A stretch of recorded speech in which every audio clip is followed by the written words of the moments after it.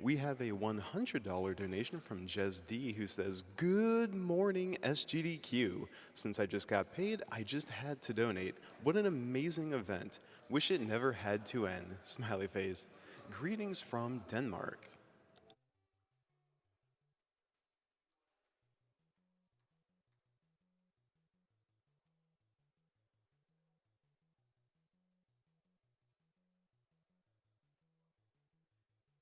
All right, I think we're all set up here, so let's kick it off here and give a hand for LRock and Double Dragon 1.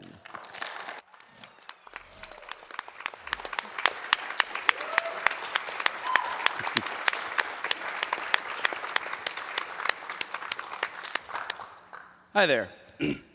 So I'm LRock. I'm going to be running Double Dragon 1 for the NES today. Let's go ahead and get a couch roll call, if I could. Murphy-Gator. And Kay. Aquas. We have Cyphrin and Sinister One, who will be running Double Dragon 2 right after this. I'm not going to talk about anything just yet, so let's go ahead and get it started. Start time is on first control, so I'll talk a little bit about the opening cutscene prior to that. 10-second cutscene tells the whole story. Thugs have kidnapped your girlfriend, and you have to go back and get her. Like, how is that not effective? you got to go, man. All right, get a time ready on 3, 2, 1, go.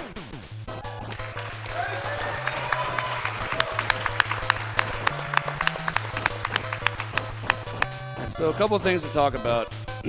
A lot of this game is based on precision, both in how you land your moves and the number of moves that you're landing. Because you can see in the bottom left corner, you see a number that a lot of people have asked me about that they're not familiar with. It's essentially an XP system. Every move that we do grants a certain number of XP towards our total, and for that we level up. Leveling up gives us new moves, and over time our moveset broadens pretty wide, up to the point where we can reach like a level 7 cap, but we shouldn't be seeing that today, hopefully, because the move you get there is not worth having. Should be able to finish the game long before that. The kick I'm doing is the most effective move for both range footsies and as well as XP farming. It grants 15 points, so it's one you're going to be seeing most often. If we can get our hands on a weapon that grants us XP, we're going to make use of that. Like the whip we have here gets us 30, so we're always going to make sure we can finish them off with that. This will clear out our first room, move on to the second room. This guy right here. A couple of these ropers we're going to try and get on the conveyor belt. That one's a little bit uncooperative, but not a huge deal. Got our first Bobo appearance, who's going to come right down here. Ah, missed it. Got backup strats, though. There we go. Bounce right off.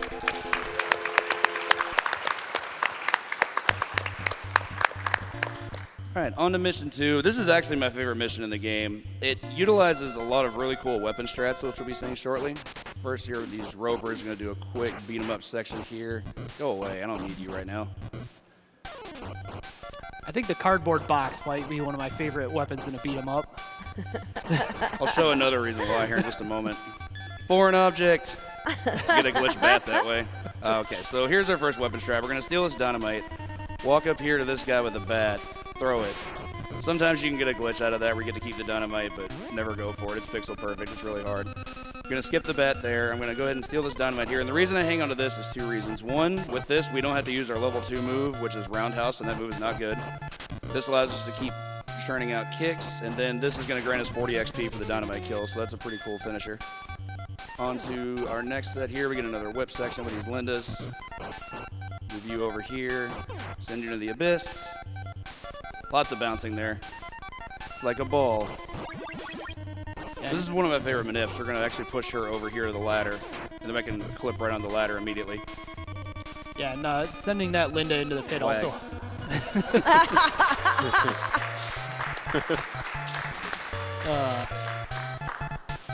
I do want you to finish, Murph, but I actually want to Yeah, talk no, about this boss is- real this is quick. good. This is one of my favorite manips. Oh, perfect RNG. Sweet. Nice. So he took one Nice. swing, and then we're just going to jump kick him off, and we're never going to see him again. Bye. Knock him off the building. But yeah, knocking that one Linda into the pit also manipulates the 2 Lindas on the ladder to not be like stacked right on top of each other, because especially when they're on a linear plane like that, it can be hard to attack both of them effectively.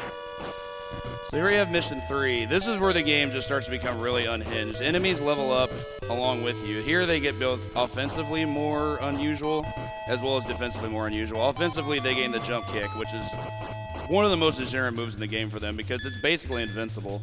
unless you can like punch them out of it, but punching is pretty bad in this game for the most part. This guy we're actually gonna hit to the side and despawn. These are also, you guys saw him get knocked off the cliff in the last stage. One of the most annoying enemies in the game, that being the chin. But we have this section here where we have this lake off to the side that we're gonna use for this guy's being annoying. Some pretty strong collision detection. I'm gonna try and push him over here.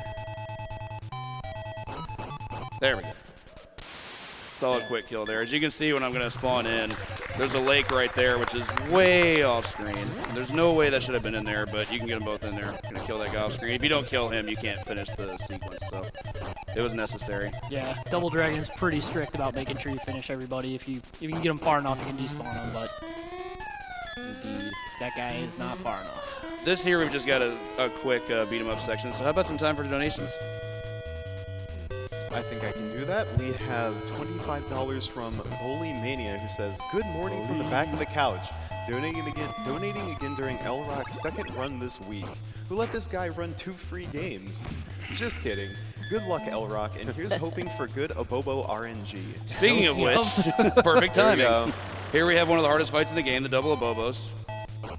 Here we're going to just utilize what we call stacking. We're going to try and get them on top of each other. We can do our best to try to make sure we get all their hits in. They're being pretty awful right now. Essentially what we want to do is make sure they don't hit us, because they do a lot of damage. As you can see, I just got the heck out of dodge there. They're being very aggressive too. This is not great. Yeah, they do not have much animation on any of their attacks, so if they get a loose frame or two, they can slap you pretty fast. That's one down. We'll just be super safe here with these jump kicks. There we go. Okay. There you go. Help your field there. And here we have the Bugles. Name I actually came up with. Thank you, Cypher, for the lyrics. Yeah, he's dropping a completely random pattern, so got to pay attention. And sometimes if one hits you, they can just set up a loop and do as much damage as they want to. Sometimes you just got to backpedal. Not much you can do. All right, I waited out the platform cycle, so that worked out pretty well. Very short room. We're going to have a couple more chins here that have what I call boss stats. They go down on the first hit guaranteed. That was mean. Okay, got this guy.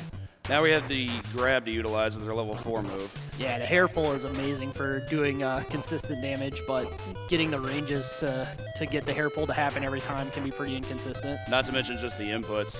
Yeah. It's just all proximity based. And that room's also obnoxious in casual play, because if you don't realize you can go through the door, you can just go to the right, and then the section just loops over and over again. It's pretty bad. So you can spend as much time as you want. Didn't really want that to happen. This section's obnoxious as well, because you have these guys that they jump all over the place, and they're in a to left to right plane, and they can start acting like idiots, and it's not fun. But they actually managed to cooperate pretty well. I don't remember seeing a single jump. Hey, good rock RNG. Yeah, that is sweet.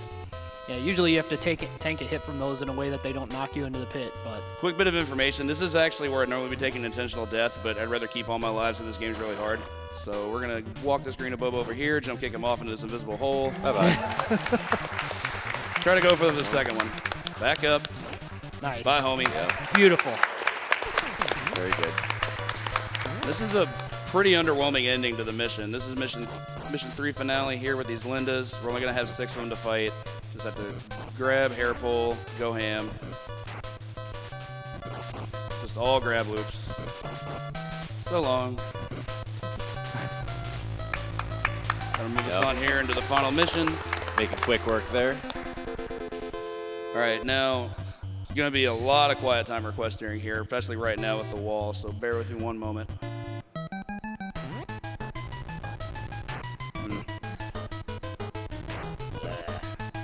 Go wait for that one to pop. This is not good. Okay. Ooh. Terrifying. We're still in trouble because we have really low health, and this section of enemies is pretty tough, so let's hope that doesn't happen. The hole's our friend here, believe me. Yeah, that wall is just so nasty. You just really have to hope you get through it. He tried.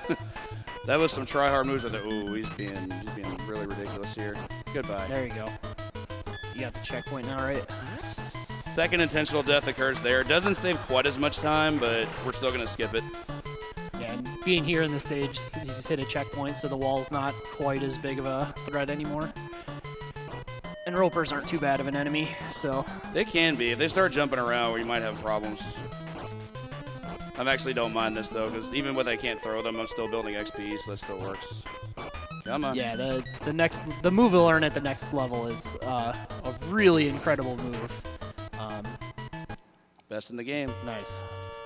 All right, moving on to our last section before the final boss rush. It's just a platforming section. There's a bit of RNG that can screw things up, and I'm really hoping that this guy doesn't pop out of the door at the jump, so we're just gonna beat him to it.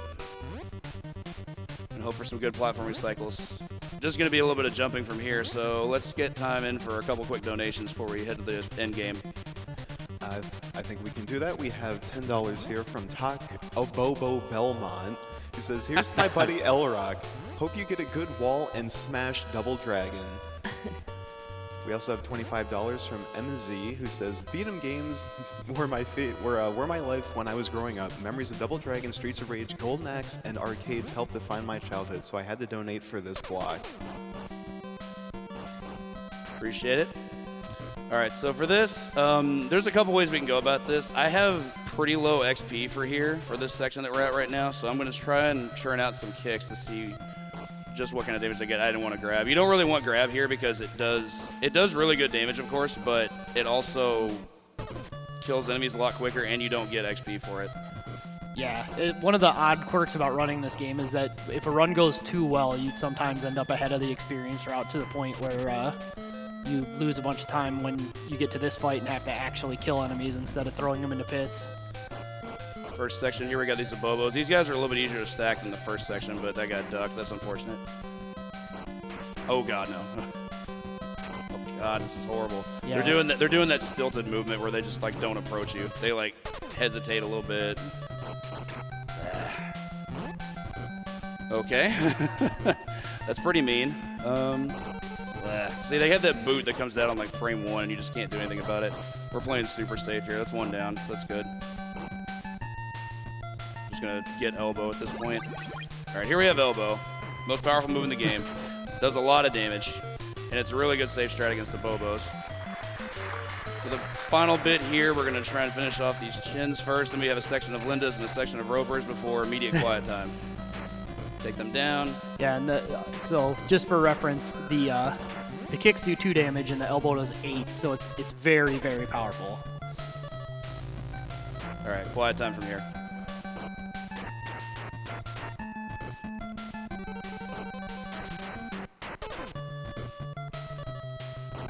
Home plate, boys. Nice. Nice. Whew. Didn't get shot. All right, final boss here. Here we have Jimmy. Not really much to say about him. He's not difficult at all. He's just really random, and he can drain a lot of time. So he can kill runs, but he really has a hard time killing you. He just has a lot of health is the only downside. Elbow, while it does do a lot of damage, you still have to get in 12 of these loops of kick, kick, elbow to make sure you can finish them off. So this is going to take a moment. Do be ready on time. Time is on the final cutscene start. Finish from here. Oh. Trades are the worst. You'll hear me complain about trades a lot. Come here, you. Oh my goodness. He is being awful right now.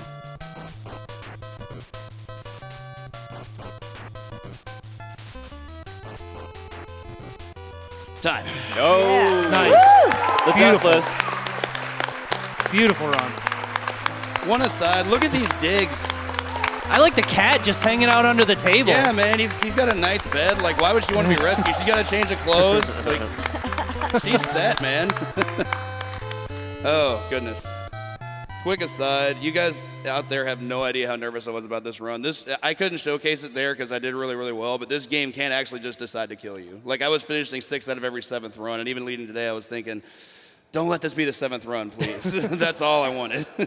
Anyway, shout-outs to everyone up this early watching, everybody watching from around the world where it's a good daytime, and thank you so much, everyone, for watching GDQ as well as the donations. But me, I'm going to have some bugles.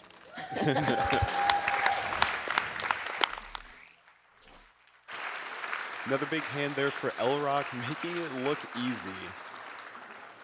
We have a couple more donations here. We have $50 from Russell31, who says, almost at 1 million. Let's keep up the donations. We are very close on that, only 54,000 approximately. We have $25 from Anonymous who says, Double Dragon is the bane of my existence. I've never been able to defeat it, and I can't wait to see it pounded to dust by some elite runners. We also have $100 from Mr. Tally who says, Double Dragon was my favorite game to play with my brother as a kid, so I had to donate to show my appreciation and love for this classic.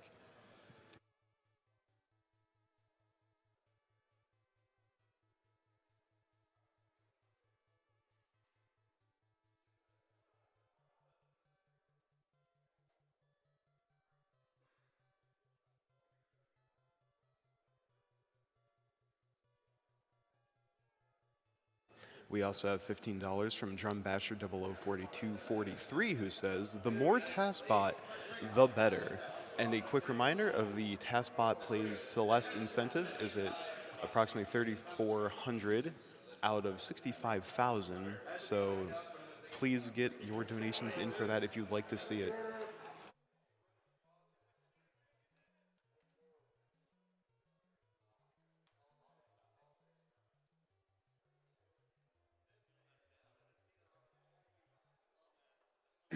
We also have $25 from Lupine Dream who says, great gaming event, great cause. $15 to seeing that unfortunate cutscene malfunction in Kingdom Hearts 1.5. Every little bit helps. Thank you everyone for a great year. No animals were harmed in the making of this donation. Save the animals. I have 2 dogs. Bork, bork.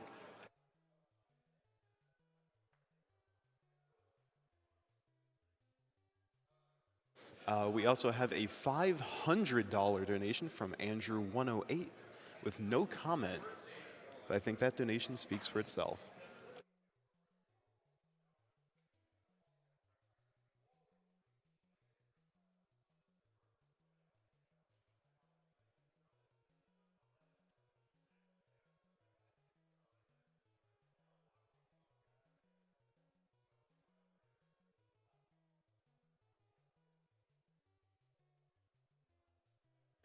I'd also like to give an incredible shout out to Power Up Audio, who've been spending so much time this week making us sound great. And if you'd like to know more about them, Power Up Audio are an indie sound studio from Vancouver, Canada, and have worked on such games as Super Meat Boy Forever and Crypt of the Necrodancer.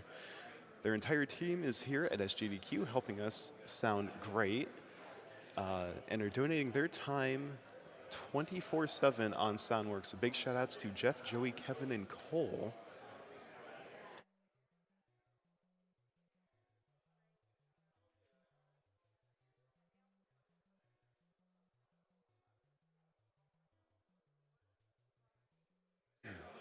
We have $25 from Cactus Rose Amber who says, this is the first year I'm able to watch SGDQ live and not on VODs later on after.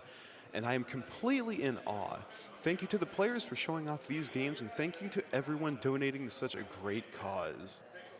You're very welcome.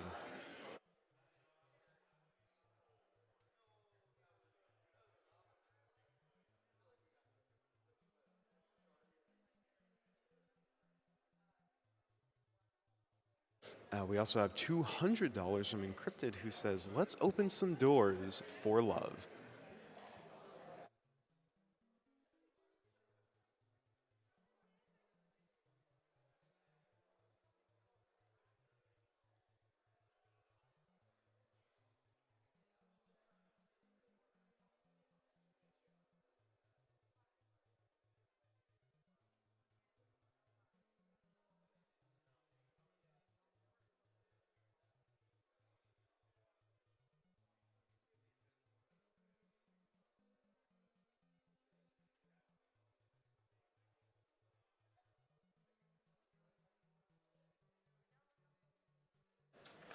We also have $10 from No Nick who says, hello, greetings from Poland. This is my sixth time watching GDQ event live, so I thought it would be nice to finally donate for an amazing cause. I finished my exams yesterday, so I'm going to spend the rest of the week with my favorite speedrunning event. Good luck to all involved.